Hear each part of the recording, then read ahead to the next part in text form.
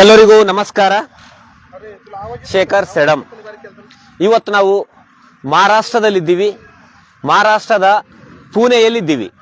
ಪುಣೆಲಿಂತು 30 kilometre ದೂರು ಒಂದು ಭೀಮಾ ಕೋರೆಗಾಂವ್ ಅಂತ ಒಂದು ಊರದ. ಈ ಭೀಮಾ ಕೋರೆಗಾಂವ್ದಾಗ ಒಂದು ಇತಿಹಾಸನೇ ದೊಡ್ಡ ಇತಿಹಾಸನೇ ಆಗ್ಯದಿಲ್ಲಿ. ಆ ಇತಿಹಾಸ ಎಷ್ಟು ದೊಡ್ಡದ ಅಂದ್ರು ಬಹಳಷ್ಟು ಮಂದಿಗೆ ಅದು ಗೊತ್ತಿರಲಿಲ್ಲ. ಅಂತ ಇತಿಹಾಸ ಇಲ್ಲಿ ಆಗ್ಯದ. ಆ ಇತಿಹಾಸ ಏನಪ್ಪಾ ಅಂತಂದ್ರು, ಕೆಳವರ್ಗದ ಜನರಿಗೆ ಮೇಲ್ವರ್ಗದ ಜನಗಳು ತುಂಬಾ ಅನ್ಯಾಯ ಮಾಡಿ ಚಿತ್ರ ಹಿಂಸೆ ಕೊಡ್ತಿದ್ರು. ಅದು ತಡೆದು ನೋಡಿ ನೋಡಿ ಸಾಕಾಗಿ ಕೆಳವರ್ಗದ ಜನರಿಗೆ ಮತ್ತು ಮೇಲ್ವರ್ಗದ ಜನರಿಗೆ ಈ ಭೀಮಾ ಕೋರೆಗಾಂವ್ದಾಗು 207 ವರ್ಷ ಇಂದು ಒಂದು ಯುದ್ಧ ನಡೀತದ. ಆ ಯುದ್ಧ ಏನಪ್ಪಾ ಅಂತಂದ್ರು ಜನವರಿ 1ನೇ ತಾರೀಕೆ ನಡೆದಿರ್ತದ. ಅದು ಅದ್ರಾಗು 500 ಮಂದಿ ಸೈನಿಕರು, 28,000 ಮಂದಿ ದೊಡ್ಡ ಏನು ವರ್ಗದವ್ರು ಇರ್ತಾರಲ್ಲ, ಆ ಯುದ್ಧದಲ್ಲಿ ಅವರಿಗೆ ಇವರಿಗೆ ಯುದ್ಧ ಆಗಿ ದೊಡ್ಡ ತಲವಾರಿಂದ ಅವ್ರು ರುಂಡ ಗಿಂಡ ಎಲ್ಲ ಚೆಂಡಾಡಿ ಪೂರ ರಕ್ತ ರಣರಂಗನೆ ಸುರಿಸಿದಂತಹ ಜಾಗದಾಗ ನಾವಿಲ್ಲಿ ಇದ್ದೀವಿ. ಇದ್ರ ಬಗಲಾಗೆ ಭೀಮಾ ನದಿನೂ ಆದಿಲ್ಲಿ. ಈ ನದಿ ತುಂಬಾ ರಕ್ತ ರಕ್ತ ರಕ್ತ ಬರೀ ರಕ್ತನೇ. ಆ ಟೈಮಲ್ಲಿ 2007ನೇ ಇಸ್ವಿ, 2007 ವರ್ಷದಿಂದ ಆಗಿದ್ದು.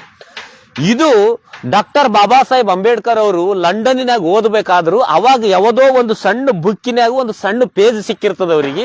ಅದು ನೋಡ್ತಾರ ಭೀಮಾ ಕೋರೆಗಾಂವ್ ಅಂದ್ರೆ ಇದು ಏನಪ್ಪಾ ಅಂತ. ಅದು ನೋಡ್ಕೊಂಡು ಅಲ್ಲಿದು ಭೀಮಾ ಕೋರೆಗಾಂವ್ ಡಾಕ್ಟರ್ ಬಾಬಾ ಸಾಹೇಬ್ ಅಂಬೇಡ್ಕರ್ ಬರ್ತಾರ. ಬಂದ ಕೇಸಿ ಈ ಜಾಗ ಎಲ್ಲ ನೋಡ್ತಾರೆ. ಇದೇನ್ ನೋಡ್ಲತ್ತಿರಲ್ಲ ನೀವು, ಈ ಜಾಗದಾಗ ಎಲ್ಲ ಬರೀ ಕಂಟಿ ಅದು ಇದು ಎಲ್ಲ ಬೆಳೆದೆಲ್ಲ ಕಾಡ್ತಾರ, ಸಣ್ಣ ಕಾಡ್ತಾರ ಆಗಿರ್ತದ. ಅವ್ರು ಬಂದು ಏನ್ ಮಾಡ್ತಾರೆ, ಇಲ್ಲಿ ಎಲ್ಲ ಸಾಫ್ ಮಾಡಿಸ್ತಾರ. ಸಾಫ್ ಮಾಡಿ ಇಲ್ಲಿರುವಂತಹ ಜನಗಳು ಎಲ್ಲರಿಗೂ ಸೇರಿಸ್ತಾರ. ಸೇರಿಸಿ ಅವ್ರು ಏನಂತಾರಪ್ಪ ಅಂದ್ರೆ ಇದಕ್ಕೊಂದು ಹೆಸರಿಡ್ತಾರ. ಭೀಮಾ ಕೋರೆಗಾಂವ್ ವಿಜಯೋತ್ಸವ ಅಂತ ಒಂದು ಹೆಸರಿಡ್ತಾರ. ಅದ್ರ ಸಲಕ ನೆನಪಿಗಾಗಿ ದೊಡ್ಡ ಸ್ತಂಭ ಸ್ಥಾಪನೆ ಮಾಡ್ತಾರ ಡಾಕ್ಟರ್ ಬಾಬಾ ಸಾಹೇಬ್ ಅಂಬೇಡ್ಕರ್ ಅವರು. ಡಾಕ್ಟರ್ ಬಾಬಾ ಸಾಹೇಬ್ ಅಂಬೇಡ್ಕರ್ ಅವರು ಪ್ರಪಂಚದ ಯಾವುದೇ ಒಂದು ಮೂಲೆಯಾಗಿರ್ಲಕ ಜನವರಿ 1ನೇ ತಾರೀಕು ಬಂತಪ್ಪ ಅಂತಂದ್ರು ಈ ಜಾಗಕ್ಕೆ ಡಾಕ್ಟರ್ ಬಾಬಾ ಸಾಹೇಬ್ ಅಂಬೇಡ್ಕರ್ ಬಂದಿರ್ತಾರ. ಬಂದ್ ಕೇಸಿ ಹೂವ ತಗೊಂಡು ಇಲ್ಲಿ ನೋಡ್ತಾ ಇದ್ರಲ್ಲ ಡಾಕ್ಟರ್ ಬಾಬಾ ಸಾಹೇಬ್ ಅಂಬೇಡ್ಕರ್ ಕುಂತಾರ ನೋಡ್ರಿ, ಇದೇ ಜಾಗದಾಗ. ಇದು ಏನ್ ನೋಡ್ಲತ್ತಿರಲ್ಲ, ಈ ಜಾಗದಾಗೆ ಡಾಕ್ಟರ್ ಬಾಬಾ ಸಾಹೇಬ್ ಅಂಬೇಡ್ಕರ್ ಅವರು ಕುಂತು ಹೋದಂತ ಸ್ಥಳ.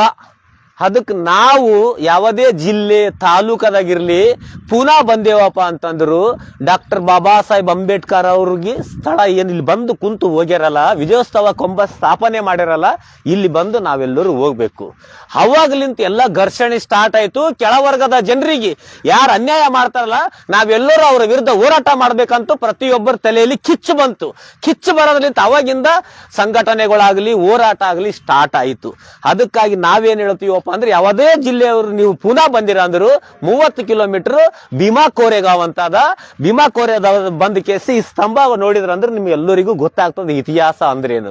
ಅದಕ್ಕೆ ಡಾಕ್ಟರ್ ಬಾಬಾ ಸಾಹೇಬ್ ಅಂಬೇಡ್ಕರ್ ಯಾವಾಗ್ಲೂ ಒಂದು ಮಾತು ಹೇಳ್ತಿರ್ತಾರ, ಇತಿಹಾಸ ತಿಳಿಯದವನು ಇತಿಹಾಸ ಸೃಷ್ಟಿಸಲಾರ ಅಂತ ಡಾಕ್ಟರ್ ಬಾಬಾ ಸಾಹೇಬ್ ಅಂಬೇಡ್ಕರ್ ಅವರು ಹೇಳ್ತಾರ. ಇದು ಒಂದು ಇತಿಹಾಸ. ಬರೀ 500 ಜನ 28,000 ಜನ ಒಳಗಿ ಪೂರ ಚೆಂಡಾಡಿ ರಕ್ತ ಒಂಥರ ಫುಟ್ಬಾಲ್ ತರ ಆ ತರ ಈ ತರ ಮಾಡಿ ಏನು ಈ ಭೀಮಾ ಕೋರೆಗಾಂವ್ ಬಗಲಾಗ ಹಾದಲ್ಲ, ಇದು ನದಿ ತುಂಬಾ ಬರೀ ರಕ್ತ ರಕ್ತ ರಕ್ತ ರಕ್ತ ಆಗಿತ್ತಂತ. ನೋಡ್ರಿ ಅವ್ರು ಎಂತ ಶೂರಿದ್ರು, ಎಂತ ಕಿಚ್ಚು ಅವ್ರ ಮೇಲಿತ್ತು. ಅವ್ರ 500 ಮಂದಿ 28,000 ಹೆಂಗ ಇದು ಮಾಡಿದ್ರು ಅಂತ. ಅದಕ್ಕೆ ಡಾಕ್ಟರ್ ಬಾಬಾ ಸಾಹೇಬ್ ಹೇಳೋದು ಒಂದೇ, ಯಾವಾಗಲೂ ನಾವು ಇತಿಹಾಸ ತಿಳಿದುಕೊಳ್ಳಬೇಕು ಅಂತ. ಆವಾಗ್ಲಿಂತ ಈಗ ಪ್ರತಿ ವರ್ಷ ಇಲ್ಲಿ ಭೀಮಾ ಕೋರೆಗಾಂವ್ ವಿಜಯೋತ್ಸವ ಅಂತ ಮಾಡ್ತಾರ. ಲಕ್ಷ ಜನ ಇಲ್ಲಿ ಬಂದಿರ್ತಾರ 1ನೇ ತಾರೀಕು ದಿನ. ನಾವಿಷ್ಟು ಸಮೀಪ ಬಂದು ನೋಡ್ಲಕ್ 1ನೇ ತಾರೀಕು ಬಂದೇವ ಅಂದ್ರೆ ನೋಡ್ಲಕ್ ಆಗಲ್ಲ ನಮಗೂ. ಅದಕ್ಕೆ ನಾವು ಇವತ್ತು ಬಂದೀವಿ, ಇವತ್ತು ದರ್ಶನ ತಗೊಂಡಿವಿ. ಒಂದು ಚಿಕ್ಕ ವಿಡಿಯೋ ಮಾಡಿ ನಿಮ್ಮೆಲ್ಲರಿಗೂ ಗೊತ್ತಾಗ್ಲಿ ಅಂತ ನಾವು ವಿಡಿಯೋ ಮಾಡಿ ನಿಮ್ಮೆಲ್ಲರಿಗೂ ತೋರಿಸ್ತಾ ಇದ್ದೀವಿ. ಜೈ ಭೀಮ್, ಜೈ ಭೀಮ್. ನೋಡ್ರಿ, ನೀವೀಗೇನ್ ನೋಡ್ಲತ್ತಿರಲ್ಲ, ಡಾಕ್ಟರ್ ಬಾಬಾ ಸಾಹೇಬ್ ಅಂಬೇಡ್ಕರ್ ಅವರು ಇಲ್ಲಿ ಬಂದಾಗ ಸೈನಿಕರ ಹತ್ರ ಅವ್ರೇನ್ ಎಲ್ಲ ಇರ್ತಾರಲ್ಲ, ಇಲ್ಲಿ ನೋಡ್ರಿ ಡಾಕ್ಟರ್ ಬಾಬಾ ಸಾಹೇಬ್ ಅಂಬೇಡ್ಕರ್ ಇಲ್ಲಿ ಕುಂತಾರ. ಇದೇ ನೀವೇನ್ ಇದು ನೋಡ್ಲತ್ತೀರ, ಇಲ್ಲಿ ಕಟ್ಟಿ, ಈ ಕಟ್ಟಿ ಮ್ಯಾಗೆ ಡಾಕ್ಟರ್ ಬಾಬಾ ಸಾಹೇಬ್ ಅಂಬೇಡ್ಕರ್ ಅವರು ಕುಂತು ಹೋಗಿರುವಂತ ಸ್ಥಳ ಇದು. ಇದಕ್ಕೆ ಭೀಮಾ ಕೋರೆಗಾಂವ್ ಅಂತಾರ. ನೋಡ್ರಿ ಹೆಂಗದ ನೋಡ್ರಿ, ಅವ್ರ ನೆನಪಿಗೋಸ್ಕರನೇ ಇಷ್ಟು ಸೂಪರ್ ಆಗಿ ಮಾಡ್ಯಾರ ನೋಡ್ರಿ ನೀವು. ಈಗ ಈ ತರ ಅದ, ಎಲ್ಲ ಜನರು ಬಂದಾರ, ನಾವೂ ಬಂದೀವಿ. ಯಾವಾಗ ನೀವು ಪೂನಾ ಬಂದಿರ್ತೀರಲ್ಲ, ಭೀಮಾ ಕೋರೆಗಾಂವ್ ಒಂದ್ಸರಿ ಬರ್ರಿ, ಬಂದು ಒಂದ್ಸರಿ ನೋಡ್ರಿ. ಎಷ್ಟು ಇಲ್ಲಿ ಲಕ್ಷ ಲಕ್ಷ ಜನ ಬಂದಿರ್ತಾರ, ನೋಡಿರ್ತಾರ, ಹೋಗಿರ್ತಾರ. ನಾವು ಇವತ್ತು ಬಂದೀವಿ, ಒಳ್ಳೆ ಸ್ಥಾನ ನಾವು ನೋಡಿವಂತ ನಮ್ಮೆಲ್ಲರ ಮನಸ್ಸಿಗೆ ತುಂಬಾ ಖುಷಿ ಆಯ್ತು.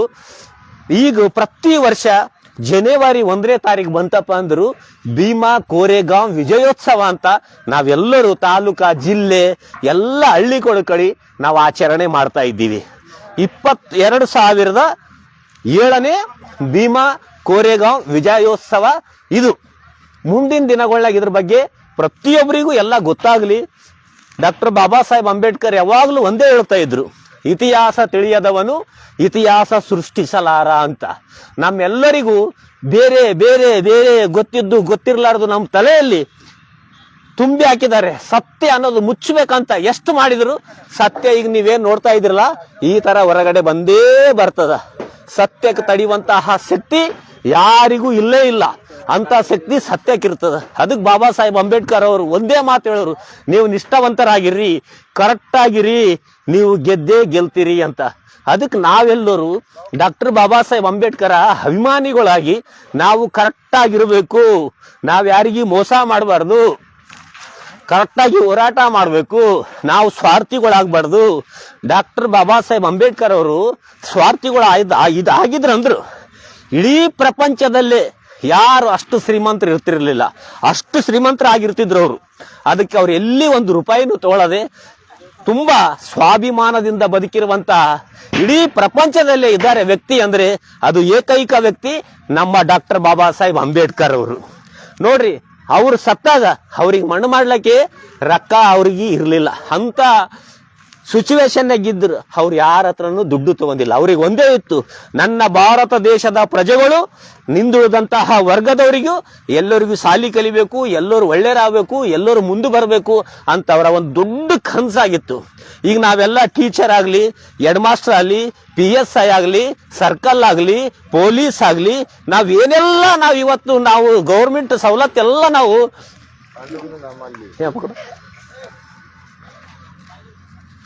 ಇವತ್ತು ನಾವು ಏನು ಸಣ್ಣ ಪ್ಯೂನಿಂದ ಹಿಡಿದನು ದೊಡ್ಡ ಒಂದು ಪ್ಯೂನ್ ಆಗಲಿ, ಪೊಲೀಸ್ ಆಗಲಿ, ಸರ್ಕಲ್ ಆಗಿ, PSI ಆಗಲಿ, MP ಆಗಲಿ, MLA ಆಗಲಿ, ಜಡ್ಜ್ ಆಗಲಿ, ಎಲ್ಲರೂ ನೀವೆಲ್ಲರೂ ಏನು ಸವಲತ್ತು ಪಡಿಲತ್ತಿರಲ್ಲ ಅದು ಡಾಕ್ಟರ್ ಬಾಬಾ ಸಾಹೇಬ್ ಕೊಟ್ಟಂತಹ ಭಿಕ್ಷೆನೂ ಅನ್ಬಹುದು. ಅದಕ್ಕಾಗಿ ಡಾಕ್ಟರ್ ಬಾಬಾ ಸಾಹೇಬ್ ಅಂಬೇಡ್ಕರ್ ಅವರಿಗೆ ಬರೀ ಕೆಳವರ್ಗದವರೇ ನೆನೆಸಬಾರ್ದು. ಪ್ರತಿಯೊಬ್ಬರು ಅವ್ರಿಗೆಲ್ಲರೂ ನಾವು ಗೌರವ ಕೊಡ್ಲೇಬೇಕು. ಭಾರತ ದೇಶದಾಗ ಎಲ್ಲಾ ವರ್ಗದವರಿಗೆ ಎಲ್ಲಾ ತರ ಸವಲತ್ತು ಕೊಟ್ಟಂತ ಏಕೈಕ ವ್ಯಕ್ತಿ ನಮ್ಮ ಭಾರತ ರತ್ನ ಡಾಕ್ಟರ್ ಬಾಬಾ ಸಾಹೇಬ್ ಅಂಬೇಡ್ಕರ್ ಅವರು. ಅದಕ್ಕಾಗಿ ಪ್ರತಿದಿನ ನಾವೆಲ್ಲರೂ ಅಂಬೇಡ್ಕರ್ ಅವರಿಗೆ ನೆನೆಸ್ಕೊಳ್ಳಲೇಬೇಕು. ನೋಡ್ರಿ, ನಾವ್ ಎಲ್ಲಾದ್ರೂ ಕೆಲಸ ಮಾಡ್ಲತ್ತಿದ್ದೇವಪ್ಪ ಅಂದ್ರು ಆವಾಗ 12 ತಾಸು ಕೆಲಸ ಮಾಡ್ಬೇಕಾಗಿತ್ತು, ಅದು 8 ತಾಸಿಗೆ ತಂದಿಟ್ರು. ಹೆಣ್ಮಕ್ಳಿಗೆ ಎಲ್ಲಿ ಕೆಲಸ ಮಾಡಬಾರ್ದಂತಿತ್ತು, ಅವ್ರ ಹೆಣ್ಮಕ್ಳು ಎಲ್ಲದರಲ್ಲಿ ಮುಂದೆ ಬರಬೇಕಂತ ಹೆಣ್ಮಕ್ಳಿಗೂ ಕೊಟ್ಟರು. ಯಾವುದೇ ಟೀಚರ್ ಆಗಲಿ, ಗೌರ್ಮೆಂಟ್ ಸರ್ವೆಂಟ್ ಆಗಲಿ, ಅವ್ರು ಏನು ಪ್ರೆಗ್ನೆಂಟ್ ಇರ್ತಾರಲ್ಲ ಅವರಿಗೆ ರಜೆ ಕೊಟ್ಟು ಪೇಮೆಂಟ್ ಇಸ್ಕೊಂಡಂತಹ ವ್ಯಕ್ತಿ ಡಾಕ್ಟರ್ ಬಾಬಾ ಸಾಹೇಬ್ ಅಂಬೇಡ್ಕರ್. ಇವತ್ತು ಇಂದಿರಾ ಗಾಂಧಿ ಪಾರ್ಲಿಮೆಂಟ್ನಾಗ ಹೋಗಿ ಒಂದು ಪ್ರಧಾನಮಂತ್ರಿ ಆಗ್ತಾಳಂತಂದ್ರೂ ಅದು ಭಿಕ್ಷೆ ಕೊಟ್ಟಂತಹ ಡಾಕ್ಟರ್ ಬಾಬಾ ಸಾಹೇಬ್ ಅಂಬೇಡ್ಕರ್ ಅವರೇ.